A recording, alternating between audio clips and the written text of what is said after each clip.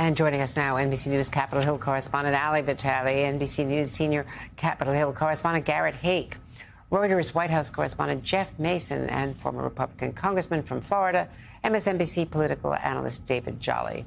So, Garrett, you caught up with Hegseth earlier on Capitol Hill today as he's meeting with senators. And we should point out, as Kelly O'Donnell noted, he's accompanied on these calls, these personal visits with senators on the committee, with his wife. This is very unusual. That is not usually taking place. And it certainly could inhibit their questioning him about some of the sexual misconduct allegations. In any case, talk to me about his response and some of the comments today.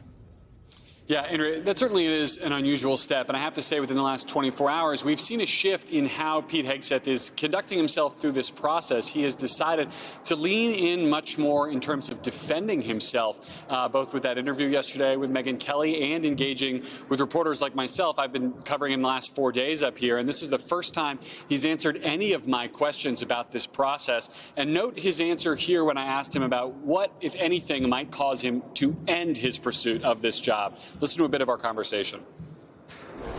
Do you feel like you're making progress in these meetings? Great meetings.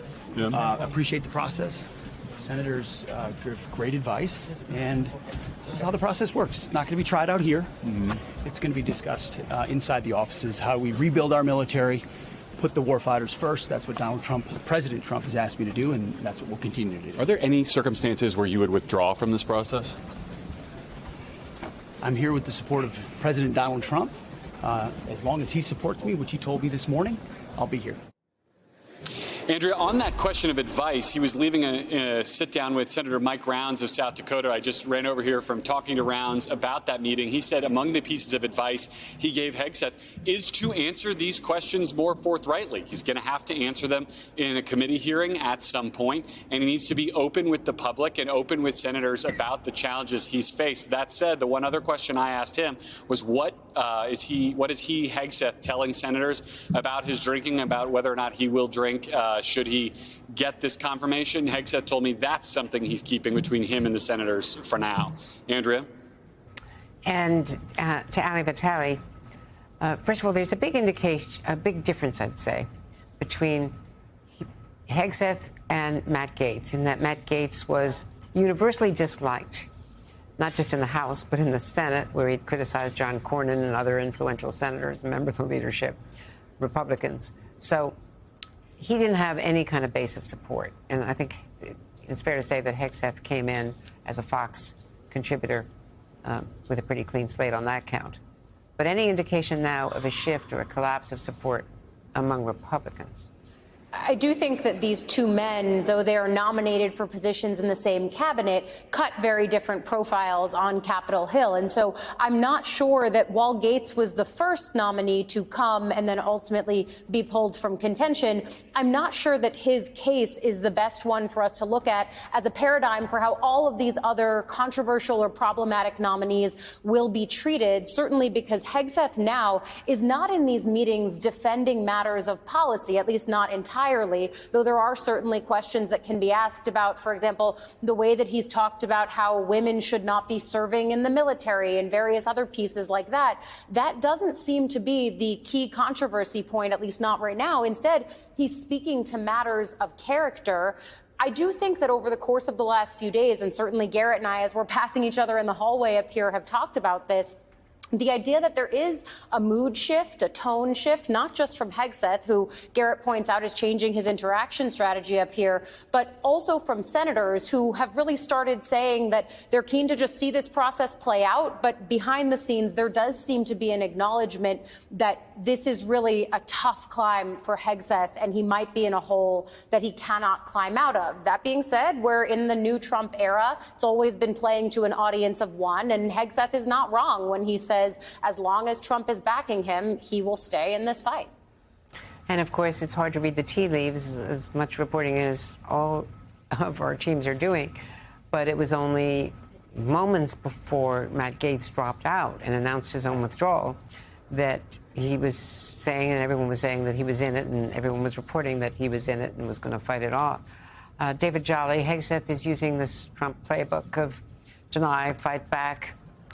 And also, there's a lot of reporting that Governor DeSantis has been considered, Joni Ernst as possible replacements, Senator Haggerty. What do you know about that, if anything, about the DeSantis relationship with Donald Trump and whether he'd be a good alternative, since you're a Floridian? Yeah, I think fighting to save the nomination is Hegseth's only strategy. One, to convince senators, but also to Allie's point, for the audience of one. If he is going to be saved by Donald Trump, he has to prove to Donald Trump he's a fighter. We know that's what the former president really likes to see in his cabinet picks. But it does appear, though, that this may be dead man walking for Pete Hegseth, because everyone on this panel has been in politics long enough to know that sources around the president-elect don't leak out alternative names if the president-elect isn't serious about pulling the rug out from under Hegseth.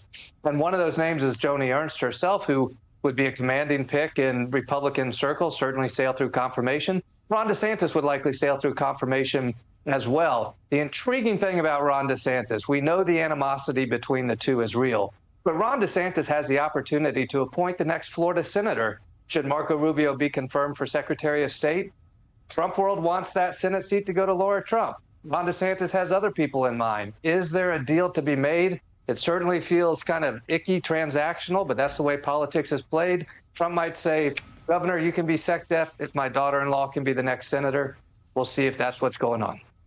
Stranger things have happened up there, as a matter of fact.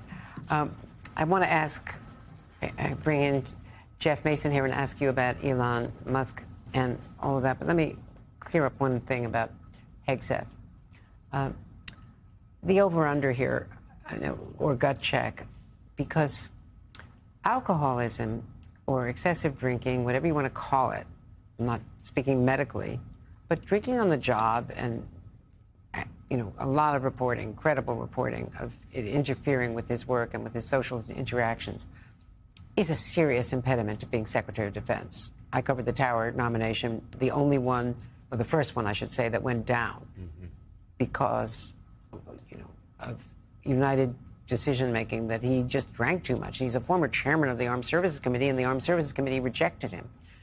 Led by a Democrat, but led by Sam Nunn, who is really, interested first in military policy and protecting the Pentagon. And that was the decision. And, here, there's a lot of reporting backed up by a lot of evidence. Indeed, and to tie it back into what the others on the panel were saying, there's a interested party of one, and Donald Trump himself is not a drinker.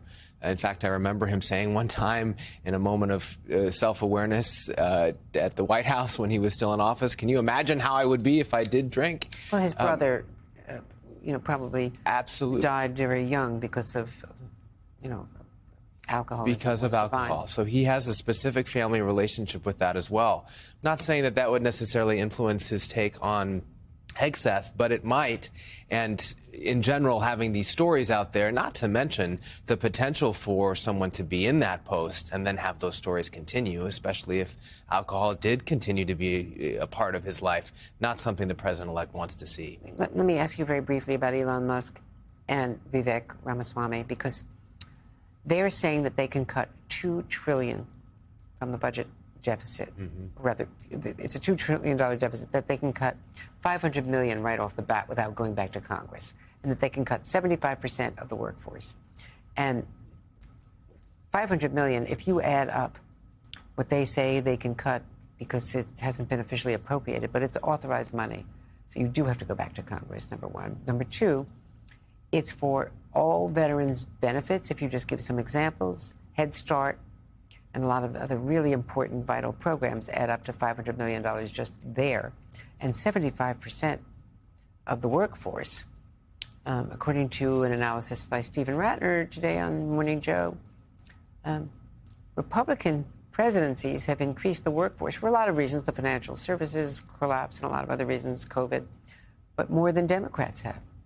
Yeah, not to mention the fact that tax cuts have also driven up the deficit, and that's something that Democrats like to hammer against Republicans as well. Yeah, I think you said two important things. One, they will have to go to Congress, and two, a lot of these cuts are going to impact people who are citizens and voters that Donald Trump is going to still want, and the Republican Party is still going to need. Now, obviously, there's a big difference philosophically between the Democrats and the Republicans on things like subsidies and money for the poor, but there's still a lot of this impacts people in states across the country that are both red and blue.